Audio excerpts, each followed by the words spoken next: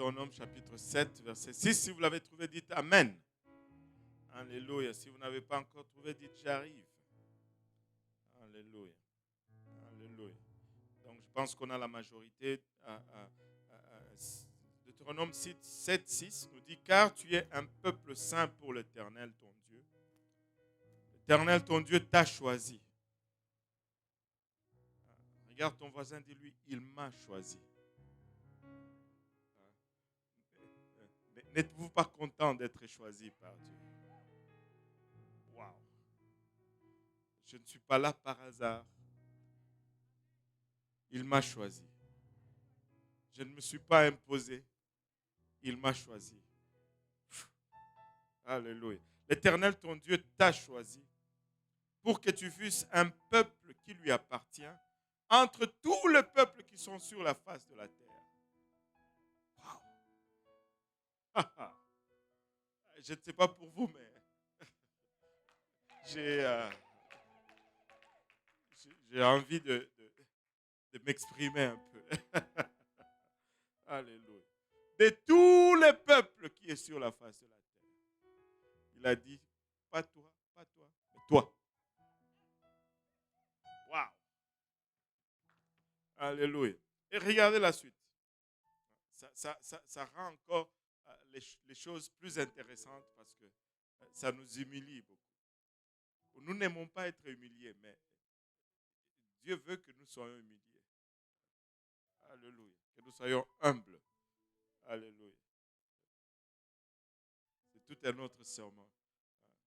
Il faut aimer être humilié. Oh, il m'a humilié. C'est bon pour toi. Anyway. Ce n'est point parce que vous surpassez en nombre tout le peuple que l'Éternel s'est attaché à vous et qu'il vous a choisi car vous êtes le moindre de tous les peuples. Mais parce que l'Éternel vous aime. Wow. Parce qu'il a voulu tenir le serment qu'il avait fait à vos pères. L'Éternel vous a fait sortir par sa main puissante, vous a délivré de la maison de servitude, de la main de Pharaon, roi d'Égypte. Sachez donc que c'est l'Éternel ton Dieu qui est Dieu. Alléluia. C'est Dieu fidèle. Garde son alliance et sa miséricorde jusqu'à la 1000e génération envers ceux qui l'aiment et qui observent ses commandements. 1000 générations. Ça, ce sont les enfants de tes enfants, de tes enfants, de tes enfants, de tes enfants, de tes enfants, de tes enfants, jusqu'à 1000. Il y a des bons investissements.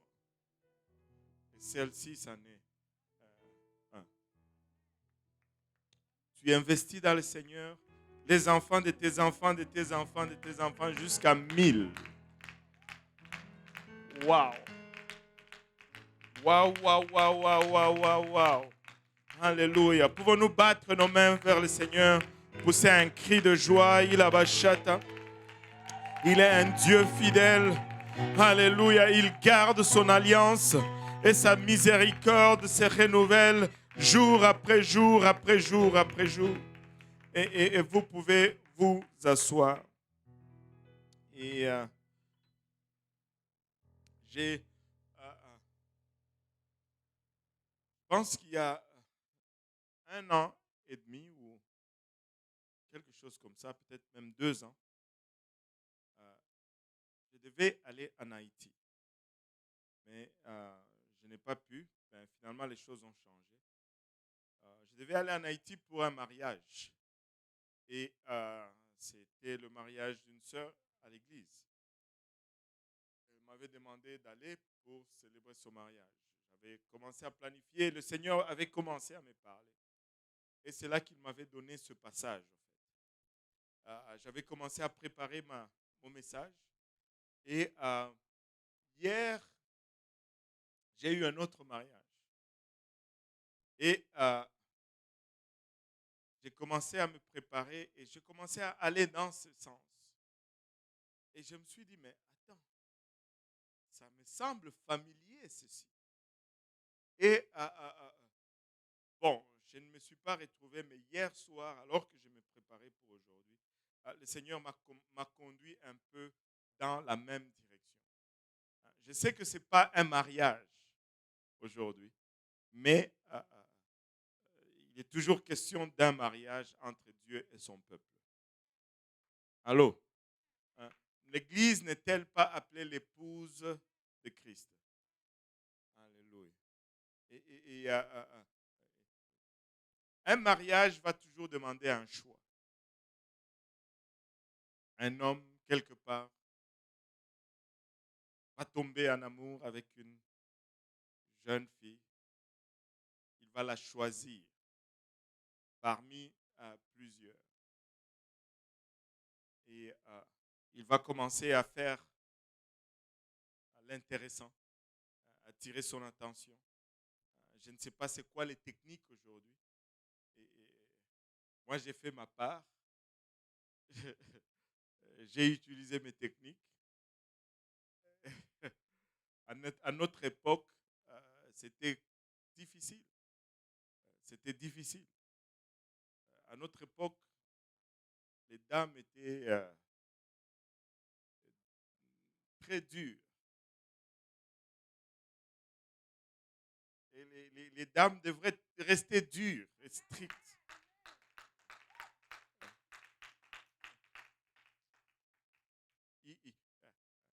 Un homme t'approche, il faut lui faire payer le prix. Les dames vont toujours dire, ah, pasteur, et si elle partait? Tu as peur de rester seul? S'il part, laisse-le partir. Parce que si tu ne le fais pas partir là, il va partir plus tard. Mais s'il est là pour rester, il va rester. Si c'est toi vraiment. Anyway, ça ne fait même pas partir de mes notes. Seigneur, aide-moi aujourd'hui, je suis en train de glisser là. Si c'est lui, il va rester. Alléluia. S'il part, c'est que ce n'était pas lui. Et c'est mieux qu'il part maintenant qu'il te laisse avec 2, 3 enfants. Allô? Vous n'êtes pas d'accord. Ceux qui sont mariés disent Amen, mais ceux qui ne sont pas mariés ne répondent pas. Il y a un peu de parti pris dans vos réponses. Alléluia.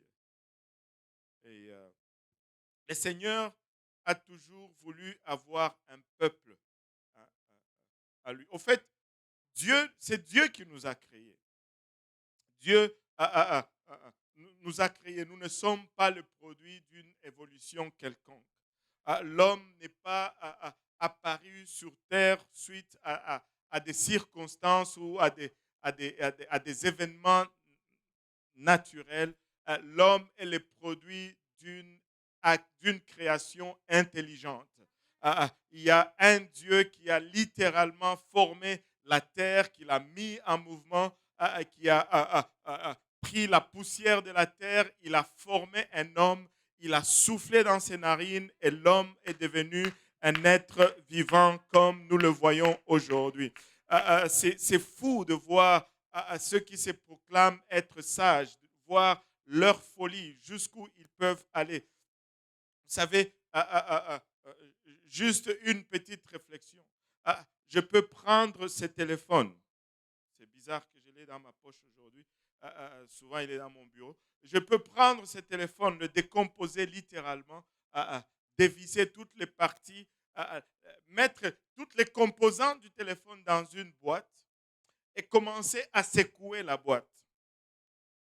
Combien de temps pensez-vous que je dois secouer cette boîte pour que toute partie du téléphone tombe à la bonne place et que le téléphone commence à fonctionner encore comme il fonctionnait avant qu'on ne le décompose?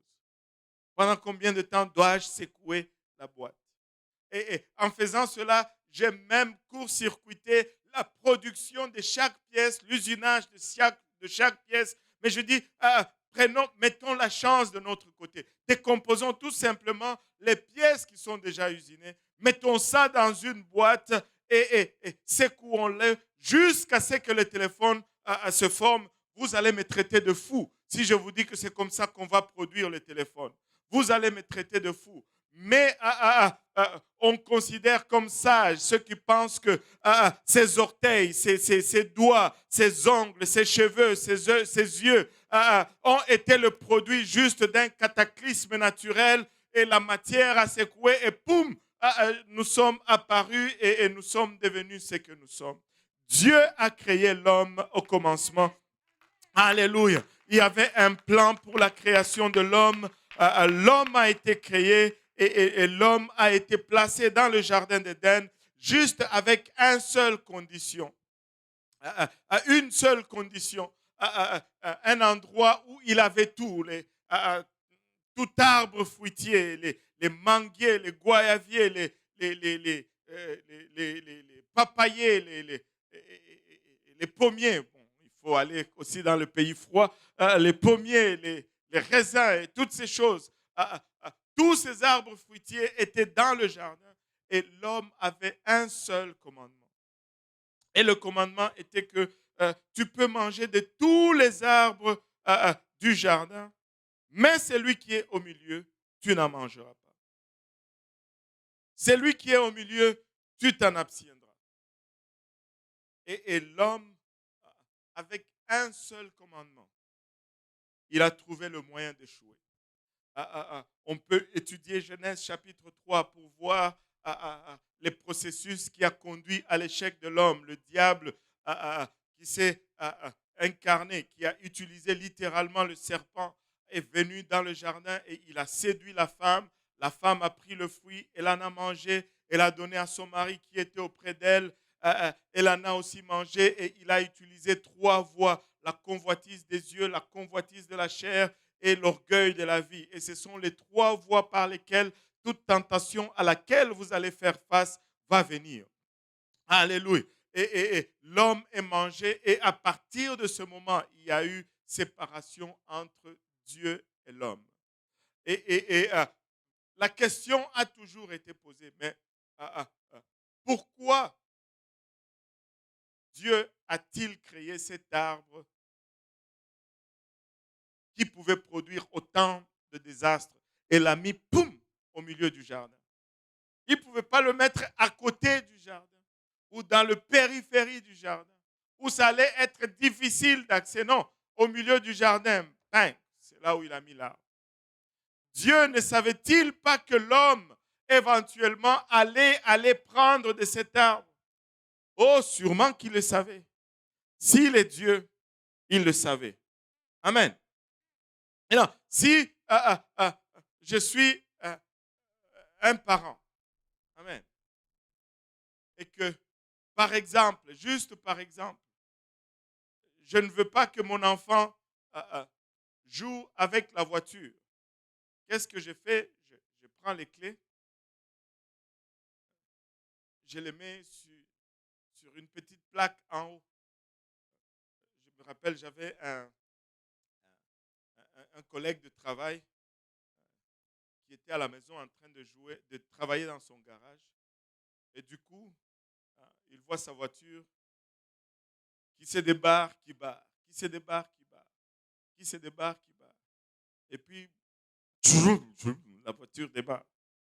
Et là, il appelle sa femme, il dit, tu es où? Il dit, je suis chez la voisine.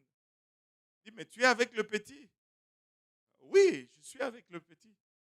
Est-ce qu'il ne joue pas avec ton porte-clés par hasard? Oui, oui, il a mon porte-clés. Il dit, oui, s'il te plaît, prends-le parce qu'il a démarré déjà 4 fois la voiture ici. et Dieu savait que l'homme allait manger. Mais pourquoi est-ce qu'il a mis cet arbre au milieu du jardin? Et la réponse se trouve justement dans le livre de Genèse, juste là où on parle de cet arbre. On va aller regarder cela rapidement tous ensemble. Genèse chapitre 2. Et on va le regarder à partir du verset 7 jusqu'au verset 9.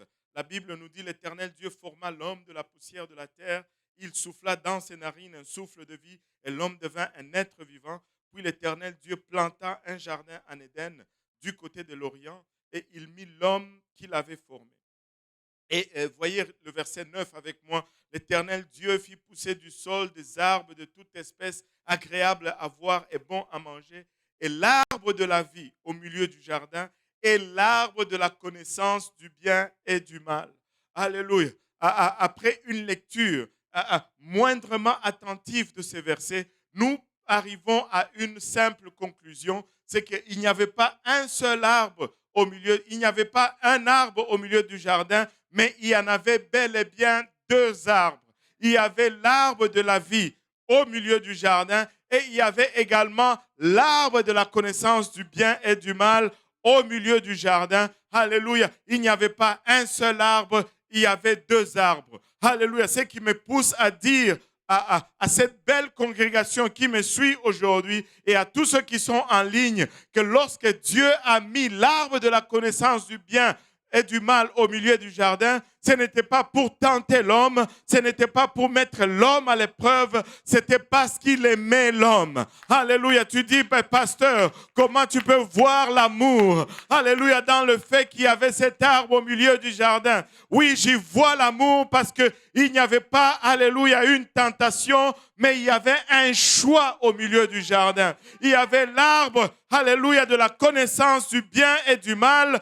Oui, mais il y avait également l'arbre de la vie éternelle. Et devant l'homme, Dieu a mis un choix. Choisis aujourd'hui ou la connaissance ou la vie éternelle. Mais malheureusement, l'homme a choisi la connaissance.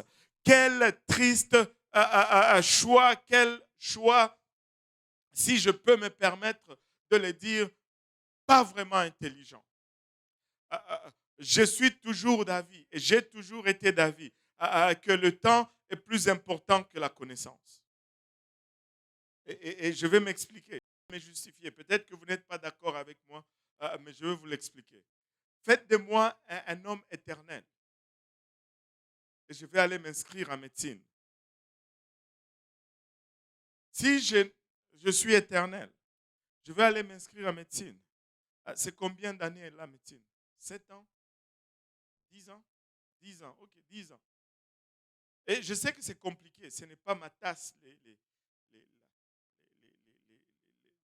la chimie, ces symboles, ce n'est pas ma tasse.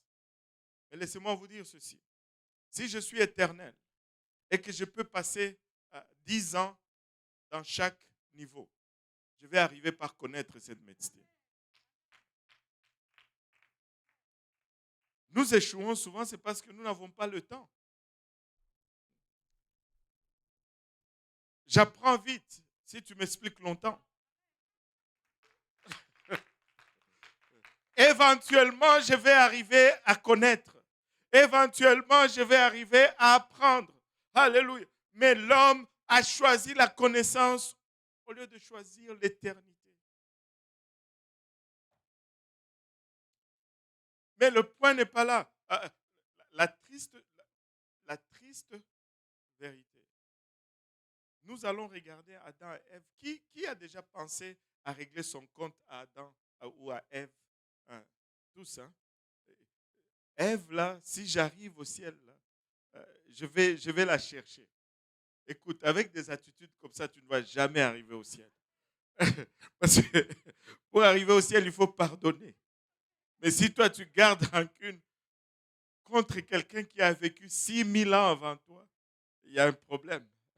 Tu ne vas pas y arriver. Anyway, ce n'est pas là le point. Mais des fois, nous nous disons, mais nous faisons la même décision jour après jour. Regardez comment notre société est faite. Écoutez, je ne veux pas vous dire, comprenez exactement ce que je vous dis. Hein. Ne dites pas, oh, pasteur a dit non. Regardez comment notre société est faite. Combien de jours par semaine nous allons à l'école? 5 jours. Certains même 6 jours. J'ai eu des cas des étudiants qui disaient, pasteur, ben notre examen c'est dimanche. Quel genre de professeur qui va mettre un examen à l'université le dimanche? Il n'a pas de famille? Je ne sais pas. Anyway, c'est 5 jours pour aller à l'école. Et après avoir allé à l'école, vous rentrez à la maison, vous devez faire encore des devoirs pendant des heures. Tout ça, c'est juste connaissance, que tout le monde dise connaissance. Mais aller à l'église,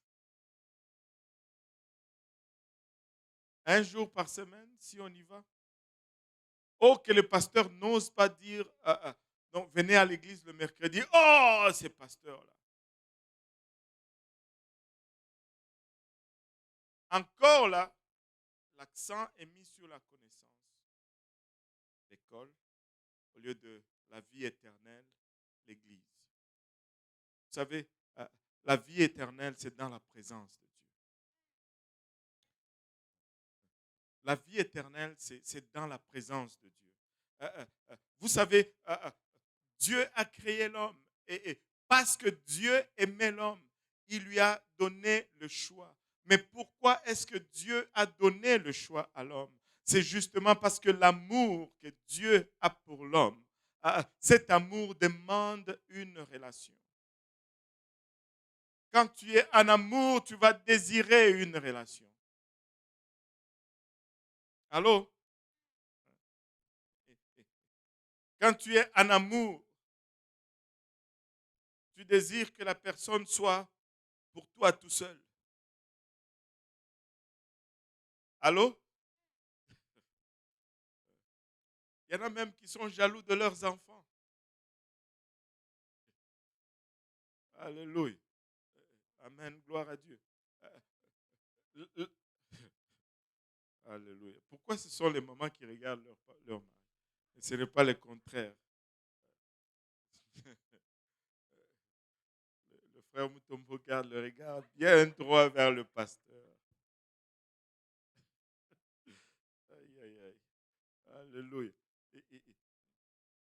L'amour demande un choix. Dieu t'aime et c'est pourquoi il t'a choisi. Et dans le passage que nous avons lu, il est clair, il nous dit, c'est pas parce qu'il y avait quelque chose de particulier en toi que je t'ai choisi. C'est pas parce qu'il y avait un gain pour moi que je t'ai choisi. Je t'ai choisi tout simplement parce que je t'aime. Tu n'étais pas plus que celui qui est dehors. Tu n'es pas plus que celui qui est dehors, mais je t'ai choisi et je t'aime. Dieu t'aime et il t'a choisi. Alléluia. Mais cet amour et ce choix va rester non consommé. Alléluia. S'il ne te donne pas en retour l'opportunité de choisir à ton tour.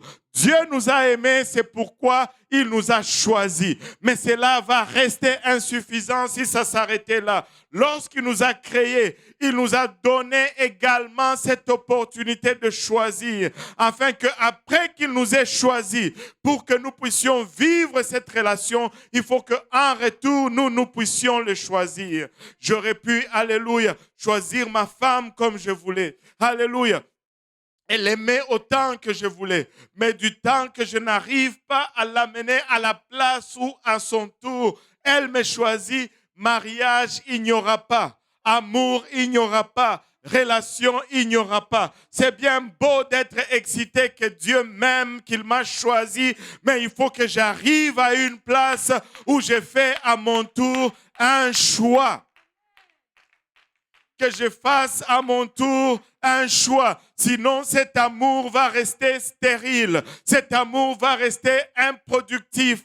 Si le choix est unilatéral, il n'y aura pas d'amour. Si le choix est dans une seule direction, il n'y aura pas de relation. Alléluia. Dieu, alléluia, s'est choisi un peuple. Et tu peux me dire, oh pasteur, tu es allé lire dans le livre de Deutéronome. Et c'est bien longtemps, le peuple d'Israël, c'est là loin, loin, loin. Lisons-le encore une fois. Il dit, ce n'est point parce que vous surpassez, plutôt, le verset 6, je n'ai pas le verset 6 sur cette feuille. Donne-moi le verset 6. Deutéronome 7, 6, car tu es un peuple saint pour l'Éternel. Alléluia. Un peuple saint pour l'Éternel. On va revenir à saint. Peut-être pas aujourd'hui, mais à un moment donné. L'Éternel, ton Dieu. L'Éternel, ton Dieu t'a choisi pour que tu fusses un peuple qui lui appartient. Alléluia. Si je choisis un partenaire, c'est pour que ce partenaire m'appartient. Laissez-moi vous dire ceci. Papa Boaz, il va partager maman Marie-Flore jusqu'à un point. Si je peux l'utiliser pour chanter, il va dire, c'est juste ça. Mais elle est à lui parce qu'il l'a choisi. Si Dieu t'a choisi, c'est pour que tu puisses lui appartenir. Laisse-moi te dire ceci. Après que Papa Boaz ait choisi Mamie Ruth, et que Mamie Ruth ait dit, bon, moi c'est Boaz, c'est pas Ruth, c'est Marie-Flore, mais bon, Boaz et Ruth, ça coule tout seul. Alléluia. Ruth, c'est Maë. Alléluia. Alléluia. Anyway. Vous savez, il dit, afin que tu lui appartiens. Si Dieu t'a choisi, tu lui appartiens. Si tu lui appartiens, maintenant ta responsabilité, c'est de lui être agréable, de lui faire plaisir. Amen.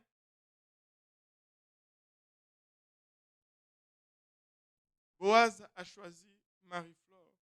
La responsabilité de Marie-Flore, ce n'est pas d'être agréable à moi ou au pasteur Mutombo, c'est être agréable à lui. Ainsi, pour nous, Dieu nous a choisis. Nous ne recherchons pas à être agréables à nous-mêmes, ni à qui que ce soit, mais à celui à qui nous appartenons. À celui à qui nous appartenons. Alléluia. Entre tout le peuple de la terre, il t'appartient, tu lui appartiens. Et il dit, ce n'est point parce que vous surpassiez en nombre tous les peuples. En d'autres termes, ce n'est pas parce que tu étais particulier, ce n'est pas parce que tu étais spécial, ce n'est pas parce que tu es plus beau ou plus belle que tel ou tel autre, ce n'est pas parce que tu es meilleur ou que tu es plus gentil, c'est parce qu'il t'a aimé tout simplement. Avez-vous déjà remarqué ceci? Demande en tout cas, je pique un peu les deux. Ce sont les deux que j'ai ici. Alléluia. Boaz et Mutombo. Et ce sont les deux mariés que j'ai ici. Les autres mariés ne sont pas là. Anyway, va demander à Mutombo. Demande-lui pourquoi est-ce qu'il aime Anna. Des fois, tu ne sais pas. Demandez-moi pourquoi j'aime ma femme. Je ne sais pas. Mais lorsque je l'ai vu, tout simplement, boum, boum, boum. C'est parti tout seul. Et si vous me demandez, mais tu ne veux pas savoir, je vais dire non, je ne veux pas savoir. Parce que j'ai peur que le jour que je saurai pourquoi je puisse te faire cela. Je veux que ça reste comme ça. Je ne sais pas, c'est bon. Je n'ai pas besoin de savoir. Alléluia. Je ne sais pas pourquoi Dieu m'a choisi. Alléluia. Tout simplement, je ne suis pas, tu n'es pas le plus beau, tu n'es pas le plus riche, tu n'es pas le plus talentueux, mais Dieu t'aime tout simplement. Dieu t'aime tout simplement. Mais parce qu'il t'aime, alléluia. Vu qu'au départ, nous avions commis cette désobéissance, et cette désobéissance, au fait, nous a mis dans une captivité de l'ennemi. Le pouvoir et l'autorité que Dieu avait mis sur nous, nous l'avons cédé au diable lorsque nous avons succombé à la tentation. Au lieu que l'homme qui a été créé pour dominer sur toute la création, il a cédé cette domination au diable. Et comme lui aussi, il est une créature, cette domination est imposée maintenant sur lui. Mais, n'êtes-vous pas content pour être Dieu qui nous aime? Alléluia. Parce qu'il nous aime. Alléluia. Il nous délivre de la servitude. Il nous délivre du péché. Il nous délivre du mal. Alléluia. Il nous délivre de l'ennemi de notre âme. Alléluia. Il est un Dieu fidèle. Alléluia. Mais cette délivrance, regardez maintenant cette délivrance.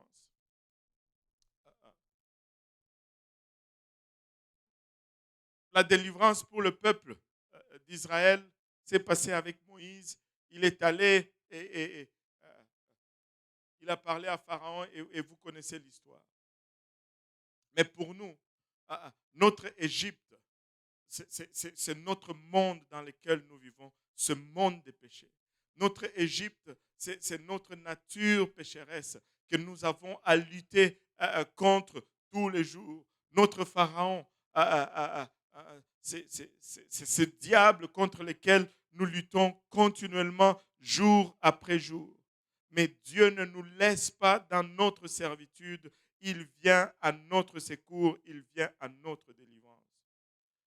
Mais tu ne peux être délivré si tu ne fais le choix. Tu ne peux sortir de la maison de servitude si tu ne dis oui à Dieu. Je pense qu'il y a 3 ou 4 semaines, le Seigneur m'avait encore conduit à parler sur le choix, euh, comme quoi c'est la chose la plus puissante que Dieu nous ait donnée. Aujourd'hui, tu as encore ce pouvoir de choisir. Et laisse-moi te dire, du temps que tu tergiverses, cet amour de Dieu, peu importe large, combien large elle est, peu importe combien profonde elle est, peu importe les merveilleux plans de délivrance et la servitude qu'il a, ne peut être déclenché si tu ne choisis en retour. Le peuple d'Israël a été délivré de l'esclavage. Ils sont sortis de l'Égypte. On peut regarder cela comme étant vraiment les fiançailles. Ils sont sortis de l'Égypte. C'était le fiançailles. Tu sais, quand tu t'approches, quand tu fais ton choix de ton épouse, celle que tu aimes, tu fais d'abord le choix. Laissez-moi vous expliquer un peu. Je vais sortir un peu de la leçon. On a encore un peu de temps. Alléluia. Pour tous ceux qui ne sont pas mariés. Allô? Alléluia. Laissez-moi vous dire ceci. Ne le faites pas comme le monde. Faites-le comme Dieu. Et avec Dieu, il n'y a pas de copain-copine. Ça n'existe pas dans la parole de Dieu. Nous n'enseignons pas cela non plus. Nous n'encourageons pas. Oh, je vais à un date. La seule date que je vais te donner, ce sont les dates que ma femme a achetées chez Maxi ou chez le Costco l'autre jour. Les chrétiens ne vont pas en date. Les chrétiens, ils mangent des dates. Alléluia.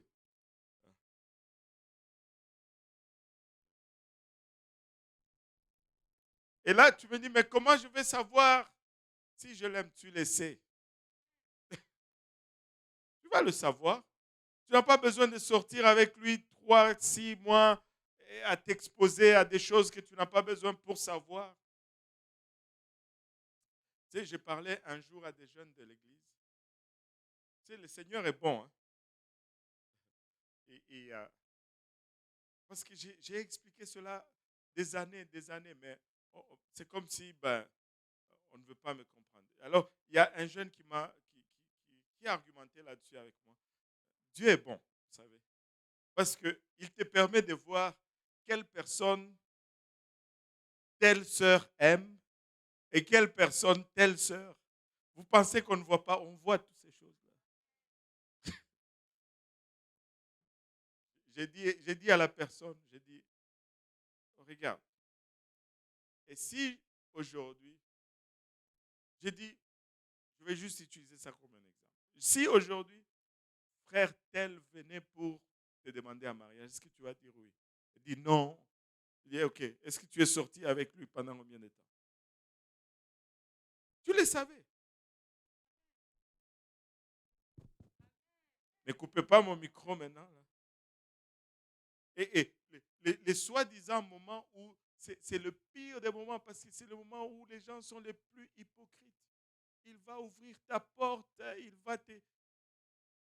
Dès que vous dites oui, la porte, tu vas l'ouvrir tout seul. Anyway.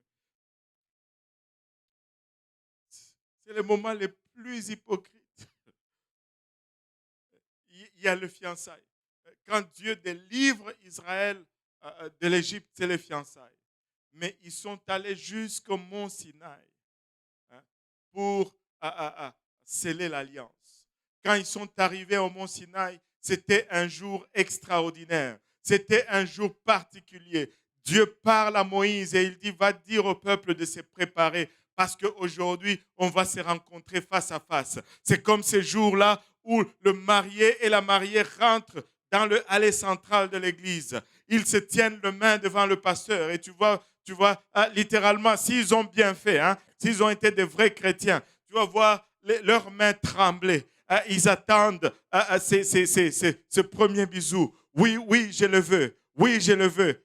Ils sont tellement excités. Et quand finalement on les prononce mari et femme et on dit le marié peut finalement embrasser la mariée, oh, c'est ce moment-là où, anyway, c'était le mont Sinaï. Je parlais du mont Sinaï, où le peuple était prêt maintenant à voir leur Dieu face à face. Et ce n'était pas un jour comme tous les autres jours. Alléluia. Pour Israël, c'était un jour extraordinaire. La Bible les décrit dans le chapitre 19 du livre d'Exode. La Bible nous dit le troisième jour, 19.1, le troisième mois, plutôt après leur sortie du pays d'Égypte, les enfants d'Israël arrivèrent ce jour-là au désert de Sinaï. Étant partis de Réphidim, ils arrivèrent au désert de Sinaï et ils campèrent dans le désert. Israël campa là vis-à-vis de la montagne. Ils étaient face à la montagne et Moïse, Dieu dit, viens. Et Dieu parle à Moïse et il dit, va préparer le peuple. 3 jours après, je vais venir le voir, que le peuple se sanctifie. C'était ce temps de préparatif où, alléluia, on va sortir sa meilleure robe. On va sortir la robe la plus chère, alléluia, qu'on ne portera jamais. Écoutez, pour un seul jour,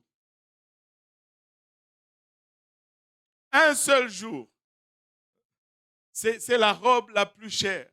Il y en a qui vont dépasser 2000, 3000. Oh, j'ai oublié que j'avais une fille, maman. Seigneur, aide-nous. 200, 300. Allez.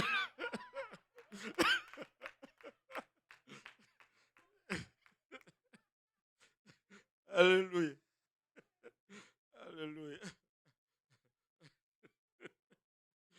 Alléluia. Anyway, pour un seul jour, tous les préparatifs sont là. C'est le jour le plus important. Et Dieu allait finalement s'unir avec son peuple. Il allait entrer dans cette alliance avec son peuple. Il donne le commandement. Mais regardez, alléluia, le peuple était prêt. Moïse est descendu de la montagne vers le peuple. Au verset 14, il sanctifia le peuple. Alléluia. J'ai oublié une partie. Je voulais vous lire une partie un peu ici.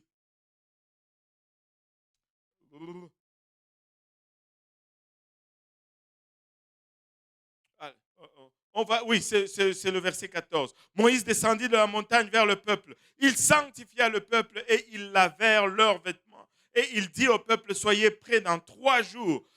Ne vous approchez d'aucune femme. Et le 3e jour au matin, regardez ceci, il y eut des tonnerres, des éclairs et une épaisse nuée sur la montagne. Le son de la trompette retentit fortement et tout le peuple qui était dans le camp fut saisi d'épouvante.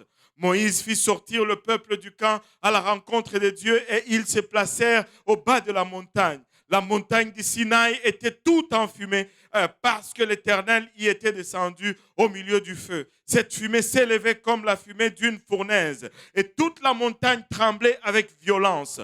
Le son de la trompette retentissait de plus en plus fortement. Moïse parlait et Dieu lui répondait à haute voix. C'était tout un spectacle que le peuple de Dieu n'avait jamais vu. C'était unique. La présence de Dieu était visible. La manifestation de Dieu était palpable. Pourquoi? Parce que Dieu a fait un choix. Alléluia. Et il a mis son meilleur pour son épouse ce jour-là. Alléluia. Il voulait entrer en alliance avec son épouse. Il a fait un choix. Mais le peuple devait aussi faire un choix. Mais à la vue de tout cela, le peuple a eu peur. L'histoire d'Israël nous dit ceci, que le spectacle ou la manifestation de Dieu était tellement forte, tellement puissante, tellement intense, que les sens même étaient altérés, que le peuple disait qu'ils entendaient la lumière et qu'ils voyaient le son. Et c'était à ce point que Dieu était proche de son peuple. C'était à ce point que Dieu, alléluia, voulait se rapprocher de son peuple. Laissez-moi vous dire, depuis le départ, Dieu désire être le plus proche de toi. Depuis la création, depuis ta naissance, Dieu a toujours désiré d'être le plus proche de toi. Il veut tellement être proche de toi, alléluia, que si tu le permets, il va être en dedans de toi. C'est autant qu'il veut être proche de toi. Alléluia. Et regardez, on saute au chapitre 20, verset 18. Regardez cette tragédie qui a pris place. Chapitre 20, verset 18. Tout le peuple entendait les tonnerres et le son de la trompette. Il voyait les flammes de la montagne fumante à ce spectacle. Le peuple tremblait et s'était né dans l'éloignement. Alléluia. C'est comme si l'époux avançait, mais l'épouse reculait. L'époux avançait, mais l'épouse reculait. Et cette réalité, nous l'observons encore aujourd'hui. Alléluia. Dans notre monde, Dieu se rapproche, mais l'homme se retire. Même ceux qui prétendent vouloir se rapprocher de lui, et tous leurs actions l'éloignent de lui. Et le peuple avait peur. Et ils dirent à Moïse, parle-nous toi-même et nous écouterons. Mais que Dieu ne nous parle point de peur que nous ne mourions. En d'autres termes, nous ne voulons pas avoir une relation directe avec lui. Nous voulons un intermédiaire entre nous et lui. Moïse, toi parle à Dieu et viens nous dire ce qu'il veut et nous allons t'écouter. Nous ne voulons pas qu'il nous parle directement. Regardez, il n'y a pas de mariage si l'homme et la femme ne se parlent pas. Imaginez-vous un peu si moi et mon épouse, on se disait, il me disait, parle seulement à mon frère Albert ou à ma soeur Marceline et elle va venir me parler. Ne me parle pas directement. Ça serait, je me rappelle, quand on était encore, quand je courais après elle, quand je l'appelais, elle et sa sœur ont presque la même voix. Et des fois, quand j'appelais, elle voyait que c'était moi, puis elle donnait le téléphone à sa sœur. Et là, moi, j'allais commencer à parler. Tu sais, je disais toutes mes belles affaires. Et puis après, c'était sa sœur. Ça me fâchait comme pas possible. Alléluia, amen, gloire à Dieu. Nous ne voulons pas d'intermédiaire entre nous et Dieu. Dieu ne désire pas Dieu veut avoir une relation avec toi directement. Dieu veut te parler directement. Dieu t'aime. Il t'a choisi. Pas parce qu'il y avait quelque chose de spécial en toi, mais il veut une relation directe avec toi. Dieu te désire. Il te veut, toi.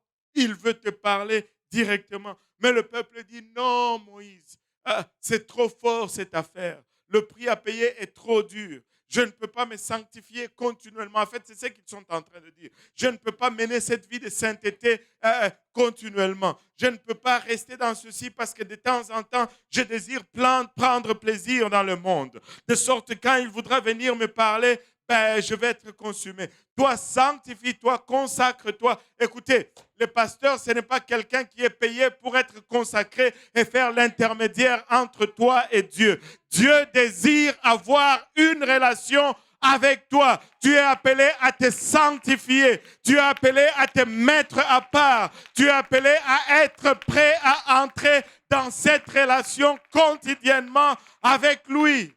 Avec lui. Alléluia. Alléluia. Moïse dit au peuple, ne vous effrayez pas, car c'est pour vous mettre à l'épreuve que Dieu est venu. Et c'est pour que vous ayez sa crainte devant les yeux, afin que vous ne péchiez point. Alléluia. Dieu voulait que ce peuple réalise qui il est, afin qu'il marche dans la droiture. Si Dieu veut s'approcher de toi, c'est pour que tu puisses marcher droit avec crainte. Et cette crainte, ce n'est pas la peur de tremblement. Cette crainte, c'est le respect, alléluia, et l'admiration de qui il est. Il veut montrer combien il est fort, combien il est puissant, combien il peut accomplir pour toi, afin que tu lui demeures fidèle. Dieu veut te montrer son compte en banque afin que tu lui demeures fidèle. Dieu veut te montrer, alléluia, sa grandeur, sa magnificence, afin que tu lui demeures fidèle. Parce qu'il t'aime. Parce qu'il t'aime. Alléluia. Alléluia, Jésus. Alléluia. Et c'est pour que vous ayez sa crainte devant les yeux, afin que vous ne péchiez point. Mais le peuple était tellement effrayé qu'ils ont dit non, non, non. Alléluia. Au verset 21, alléluia, le peuple restait dans l'éloignement, mais Moïse s'approcha de la nuée où était Dieu. Et tu peux voir par la suite, alléluia, c'est d'épreuve en épreuve que ce peuple est allé, de murmure en murmure, de rétrograde en rétrograde, de remise en question et remise en question, de questionnement de Dieu à questionnement de Dieu. Pourquoi? Parce qu'ils ne se sont pas assez approchés de lui pour connaître qui il était. Regarde, si tu t'approches de lui, tu vas connaître qui il est. Et si tu connais qui il est, tu vas être capable de lui faire confiance en tout aspect de ta vie. Dieu désire que tu t'approches de lui. Dieu désire que tu t'approches de lui. Alléluia. Et ce n'est pas étonnant. Alléluia. Oh Seigneur, pourquoi j'ai fait des impressions aujourd'hui? Alléluia. Et ce n'est pas étonnant que lorsqu'on arrive dans le Nouveau Testament, la Bible nous dit premièrement, alléluia, dans Romains, regardons Romains 3. Regardons Romains 3, verset 23, nous dit, car tous sont péchés et sont privés de la gloire de Dieu, et ils sont, verset 24, et ils sont gratuitement justifiés par sa grâce, par le moyen de la rédemption qui est en Jésus-Christ. Nous sommes justifiés pas parce que nous avions fait quelque chose, pas parce qu'il y a une mérite en nous, tout simplement parce que nous répondons au choix qu'il nous offre. Et on va aller regarder Pierre. Regardons un Pierre. Ce n'est pas étonnant que lorsque Pierre est en train maintenant d'écrire à l'église, 1 Pierre chapitre 2 verset 7 nous dit ceci.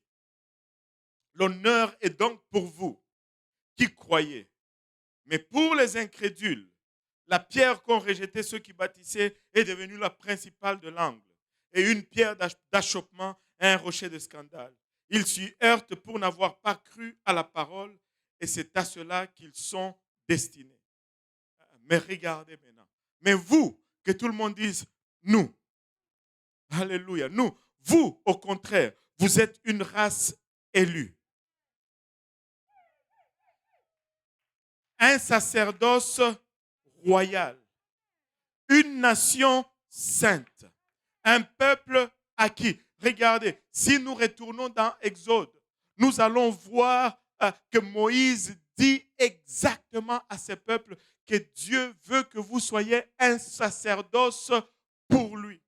Ils ont reculé, ils n'ont pas pu entrer dans l'alliance avec Dieu. Alléluia. Mais aujourd'hui, quand tu entres dans l'alliance, c'est que Dieu voulait faire avec Israël au mont Sinaï. Il est en train de le faire avec toi aujourd'hui. Il fait de toi un peuple élu, un sacerdoce royal. Dieu t'a choisi. Dieu t'a choisi. Tu n'es pas là par accident, tu n'es pas là par hasard, mais Dieu t'a choisi. Mais pour que, alléluia, ce choix soit déclenché et que ce choix soit actif dans ta vie, il faut que tu le choisisses en retour. Sinon, il n'y a pas de mariage. Il n'y a pas de mariage. Ah, Dieu a dit, oui, c'est toi, je t'aime.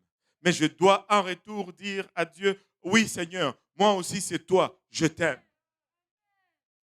Et lorsque ces deux choix sont en accord, il y a fiançailles. Et le fiançailles, c'est ce temps-là où on est en train de te parler et de te convaincre de Dieu. Tu commences à aimer, tu le découvres. Waouh! Et tu commences à te préparer. Et tu dis, écoutez, c'est pas fou, hein? Moi, j'ai toujours enseigné que les fiançailles doivent être le plus court possible.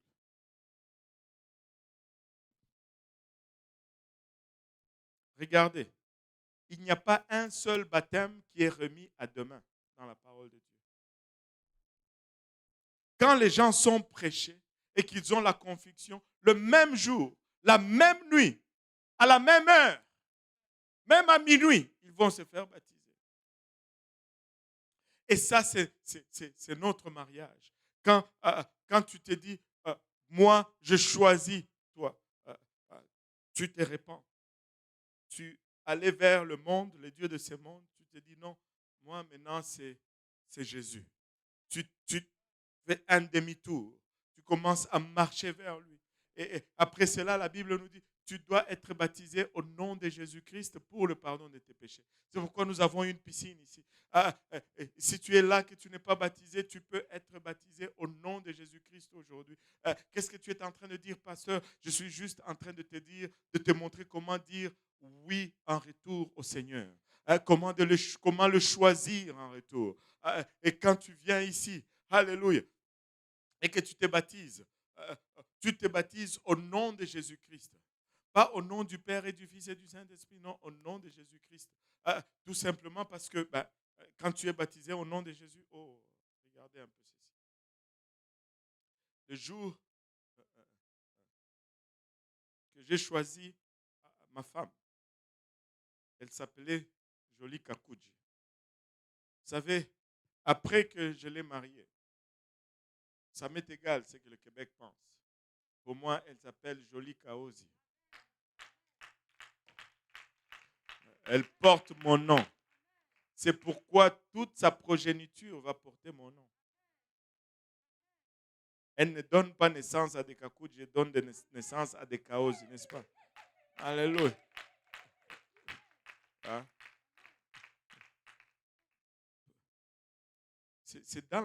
Tout est dans la nature. Un homme donne naissance à des humains. Alléluia. Un Kaosi donne naissance à des... Alléluia. Par mariage, elle porte mon nom. Mais par mariage, tu portes son nom.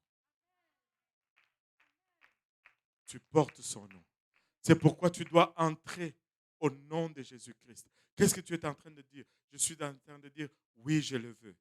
Veux-tu prendre ces dieux comme époux légitime? Oui, je le veux. Et là, tu portes son nom.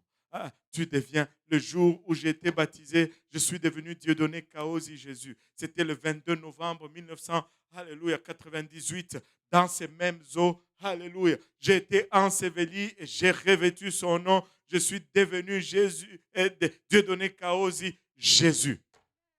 Alléluia. Tu portes son nom. Et quand tu portes son nom, ça te donne accès à sa richesse.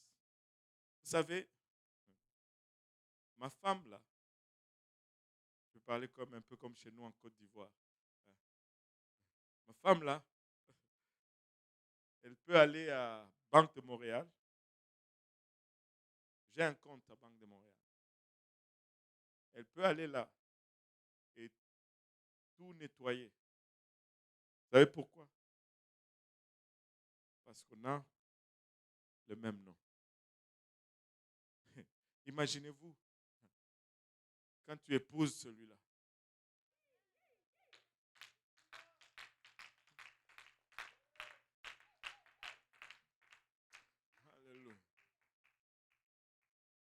tu as accès à sa fortune.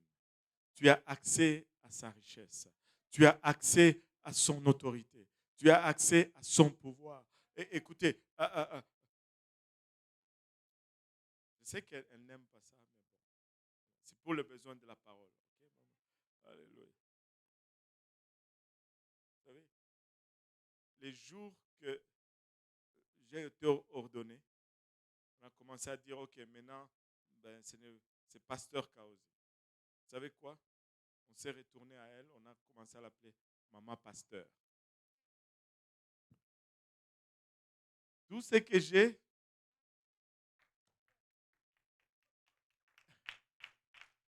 et toi, est-ce que je dois te convaincre encore à choisir Jésus-Christ? Est-ce que je dois en rajouter encore pour que tu dis, moi aussi, j'ai choisi Jésus? Alléluia. Si tu n'es pas baptisé en son nom, nous avons l'eau, nous avons des vêtements de réchange. Ça ne prend que, alléluia, que tu dises oui. Peu importe où tu es, alléluia, contacte-nous seulement. Nous pouvons te conduire à une place où tu peux revêtir son nom. Et si tu es dans cette ville, peu importe à quel moment tu nous appelles, même au défi du couvre-feu, nous pouvons venir, alléluia, te faire revêtir le nom. Vous savez que le couvre-feu ne m'empêche pas de rendre, alléluia, mon service en tant que...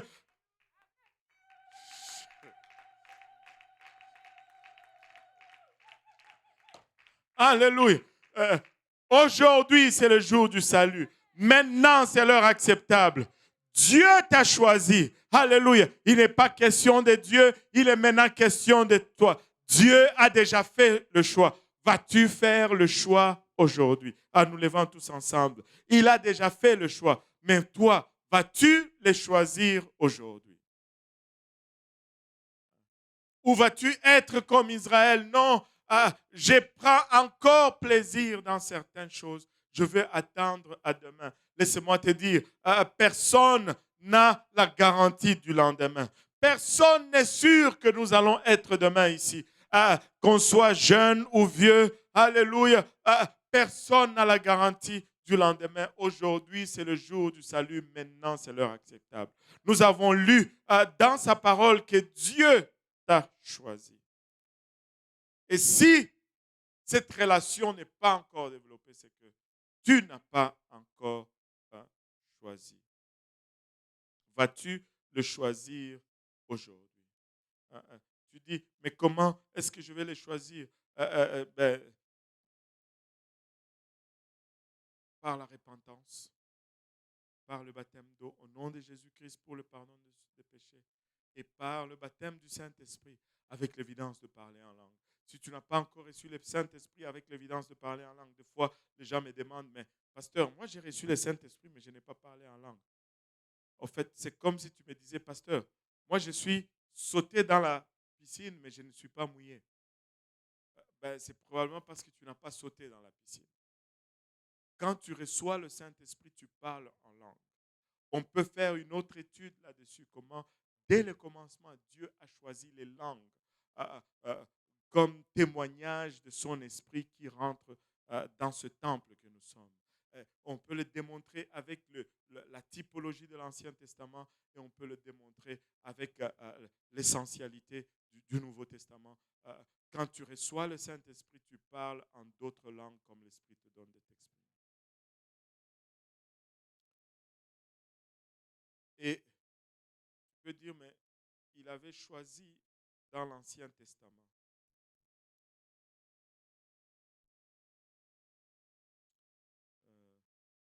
Regardez juste un dernier verset.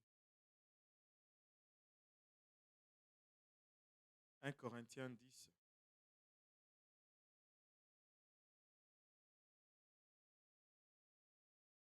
Le verset 11 nous dit, ces choses leur sont arrivées pour servir d'exemple. Je pense que le verset 6 aussi nous dit, ces choses leur sont arrivées pour nous servir d'exemple. Dieu t'a choisi. Tu n'es pas là par hasard. Tu n'es pas en train de m'écouter par hasard. Dieu t'a choisi. Mais son choix à lui seul n'est pas suffisant.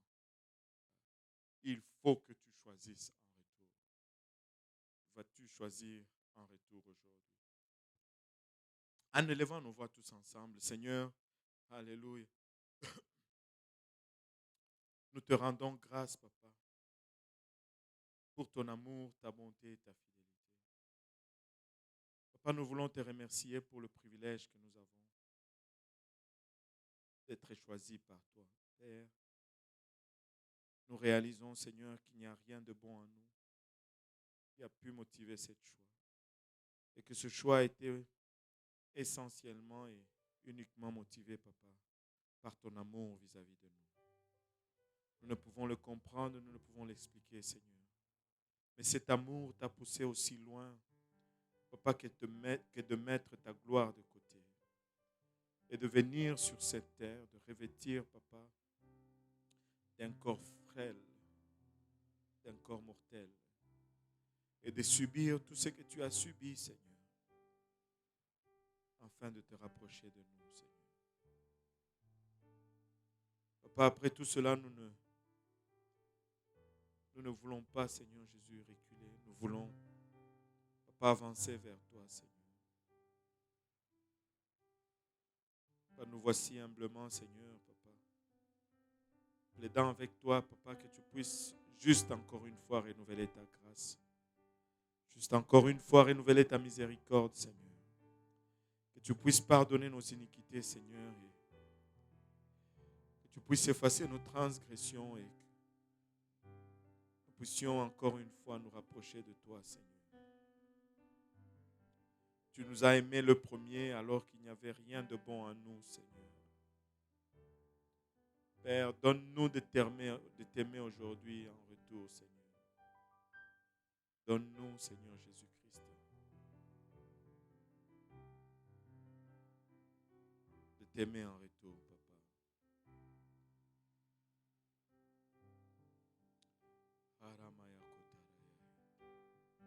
Si tu es dans une vallée de décision aujourd'hui, Dieu t'aime. Il te connaît par ton nom. Et il t'invite à se rapprocher de lui aujourd'hui. Peut-être qu'une fois tu étais proche de lui. Une fois tu le servais fidèlement, mais les circonstances de ta vie ont fait que tu t'éloignes de lui. Mais ses bras sont encore ouverts pour t'accueillir à nouveau.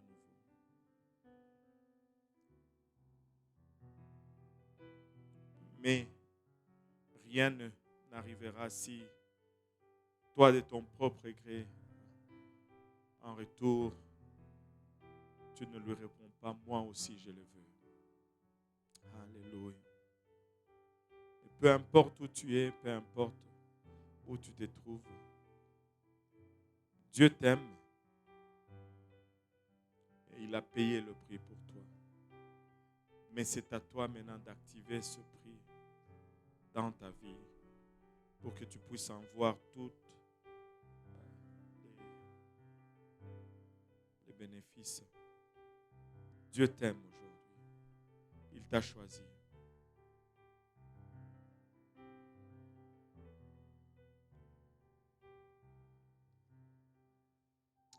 Alléluia, Jésus. Nous allons prendre 5 minutes pour parler au Seigneur. Et si vous êtes là et que vous n'êtes pas encore baptisé au nom de Jésus-Christ, vous savez, c'est un privilège que de revêtir de ce nom précieux.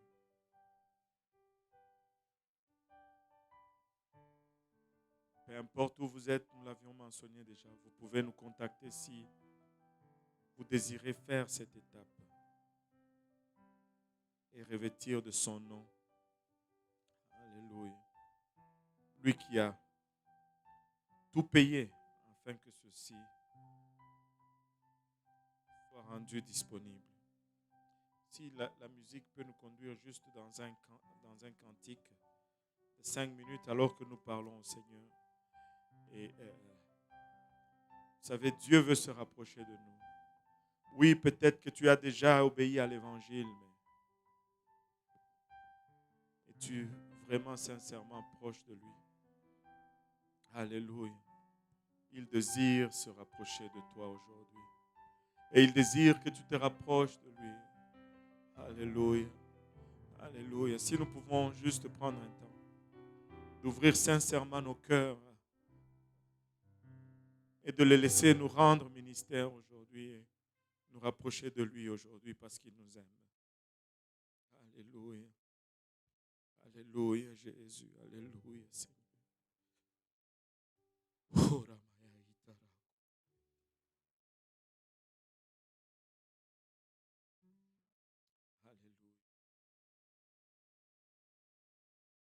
Nous avons l'eau, nous avons des vêtements de réchange.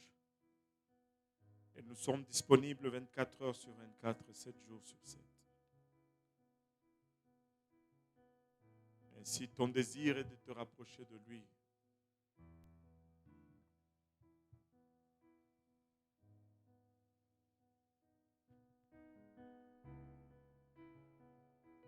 nous sommes là pour faciliter cela. Ta grâce me suffit, comble mes besoins.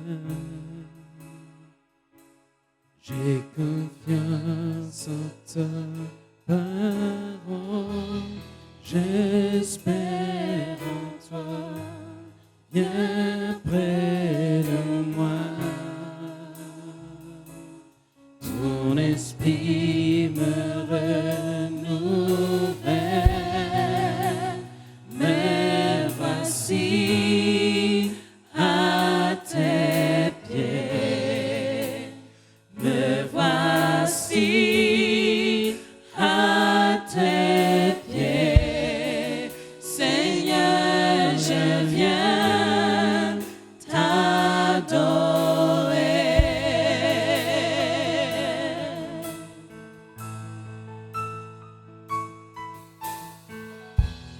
Ta présence en moi, Jésus, ta parole illumine mon sentier. Je suis restauré, suis racheté. Ton esprit m'a libéré, me voici à tes pieds, me voici à tes pieds.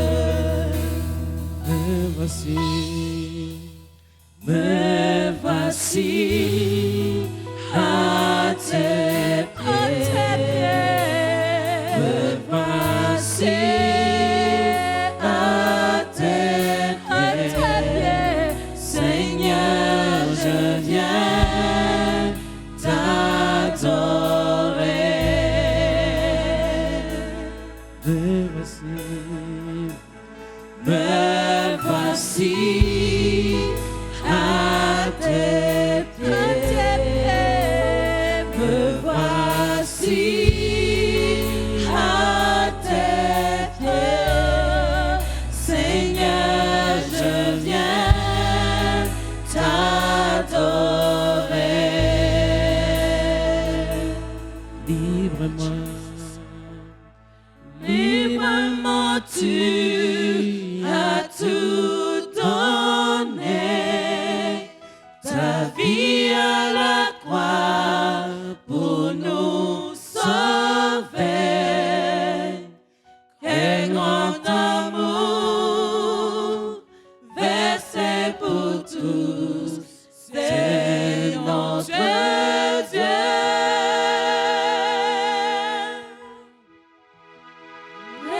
Ressuscité et élevé, à jamais tu seras glorifié. Roi serviteur, sauveur du monde, c'est notre Dieu.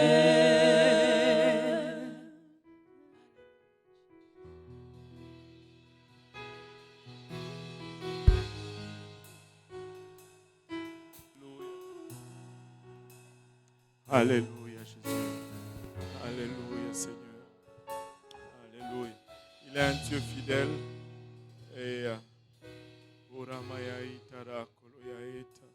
Et sa sainte présence est dans ces lieux. Alléluia.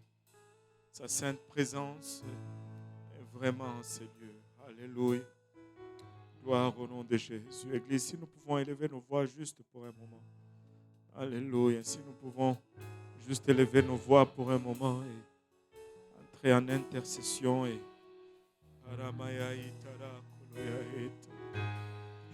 une présence palpable du Seigneur en ces lieux.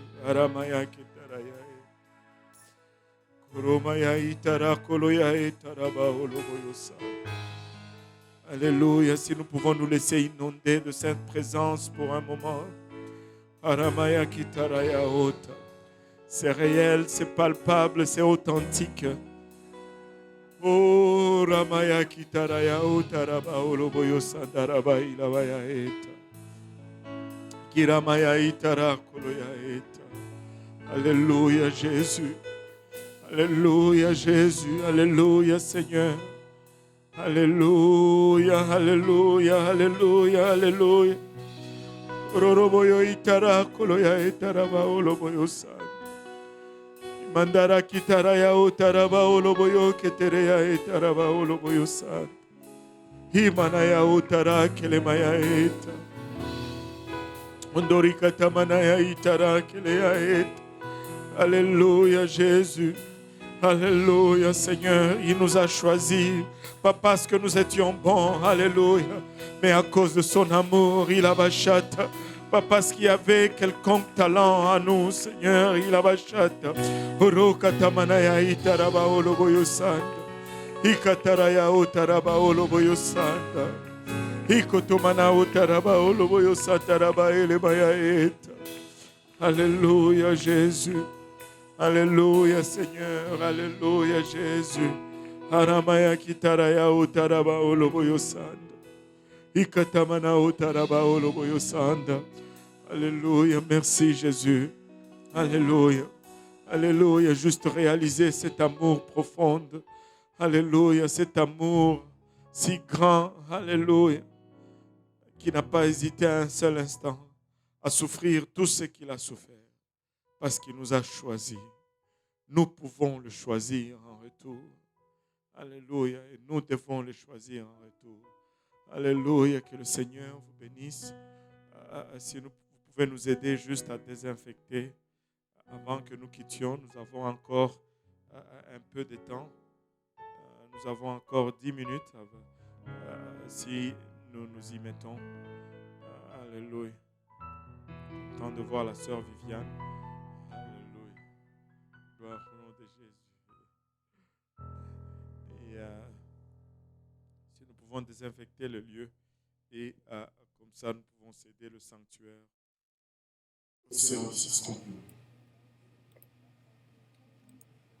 Mesdames, mesdemoiselles, messieurs, c'est la fin pour ce service. Prochaine diffusion sur nos ondes dans quelques heures, je pense autour de 17h, 17h30. Service de Granby avec le pasteur Vincent Rocher et la sœur Alexandra Martinez. Puis le service de l'Est à partir de 17h30, je pense, avec le pasteur Bokonto Mondé ou le pasteur Émeric Aïvi. C'était le frère Yannick. Que Dieu vous bénisse. Au revoir.